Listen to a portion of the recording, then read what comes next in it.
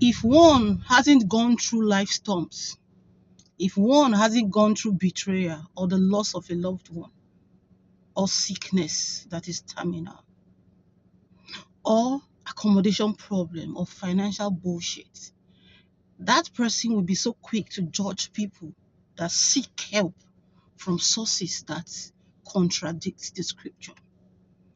You know, sometimes life can pour shit on the faces of humans, and it pushes that human to seek for help, either by hook or by crook, because everything that person is thinking about is, I don't want to die. I don't want to lose that child. I don't want to lose this marriage. I don't want to lose this contract. And those are the 5 senses that are ringing. And the human nature will want that person to use his or her physical might to look for solution.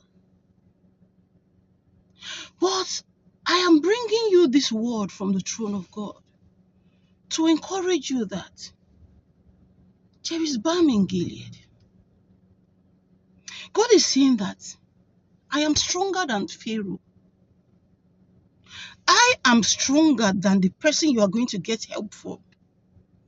If you see me in my nature as God, you will not leave. That's why sometimes I feel like just appearing to you so that you can know I am real, but you can't see me with your physical eyes and live. That's why I'm telling you, I am so real to you. Why are you going to seek for help in a strange land? The Bible said in the book of Ahaziah chapter 30 from verses 1, it says, "Woe to the rebellious children, saith the Lord, that take counsel but not of me." You are taking counsel, but the counsel is not of God. I understand that the pain is real. I've also experienced pains in my life. But he said, you are taking counsel, but the counsel is not of me. And that cover with a covering, but not of my spirit, that they may add sin to sin. He said, where you are getting covering from, where you are getting protection from, where you are getting shield from, I know they are covering you, but the cover is not of my spirit. You are only adding sin to sin.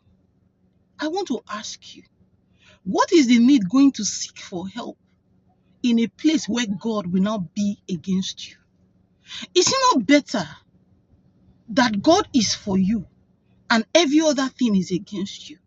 Is it not better that God that created you, if he chooses not to heal you, if he chooses not to make you richer, if he chooses not to heal the child, if he chooses not to help the situation, let us leave him as God. After all, he is the potter, we are the clay.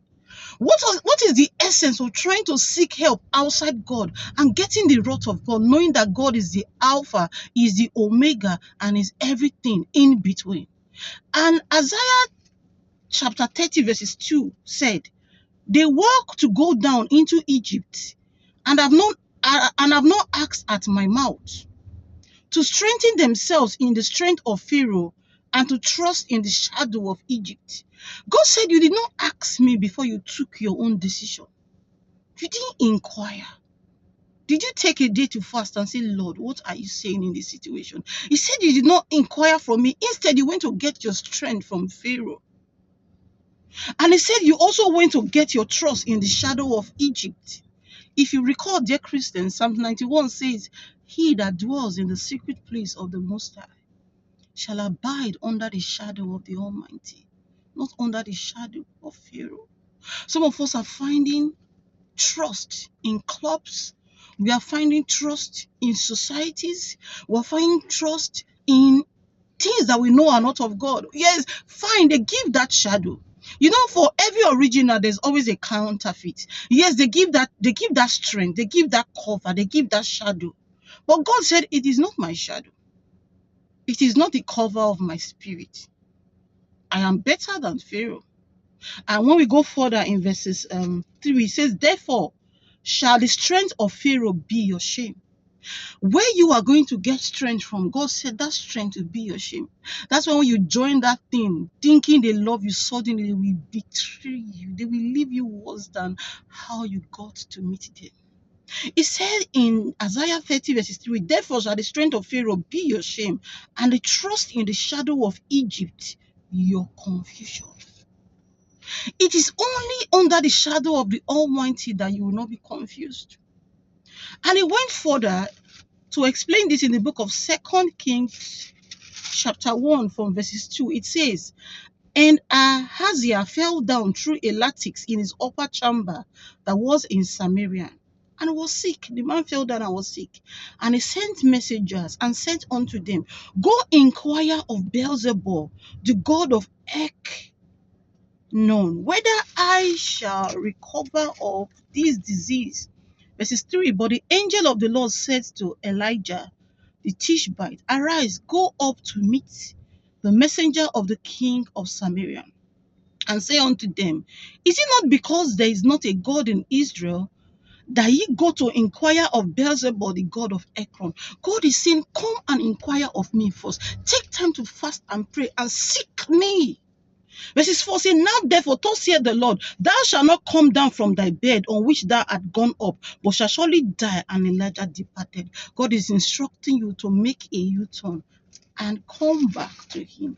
Get out of that place that you have gone to seek for help and come back to God, because verses 15 says, for thus saith the Lord, Isaiah chapter 30, so thus saith the Lord, the Holy One of Israel, in returning and rest shall ye be saved.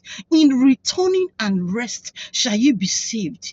In quietness and in confidence shall your strength be. If you can return to God, you are going to have quietness and confidence. Under the shadow of the Most High, there is quietness and there is confidence. And in verses 22 of Isaiah 30 says, ye shall defile also the covering of thy graven image of silver and the ornament of thy molding image of gold. Thou shalt cast them away as a menstruous cloth. Thou shalt say unto it, get thee hence. Then shall he give thee the rain of thy seed, and thou shalt sow the ground wither, and the bread of the increase of the earth, and it shall be fat and plenteous. In that day shall the cattle feed in last pasture. God said, the cattle of 1,000 hills are mine. Everything you need, I have it. You just cast away those evil you are doing, just the way women throw away their used sanitary pad. God is saying, make a U-turn and I will give you rest. If God will not save you, leave it.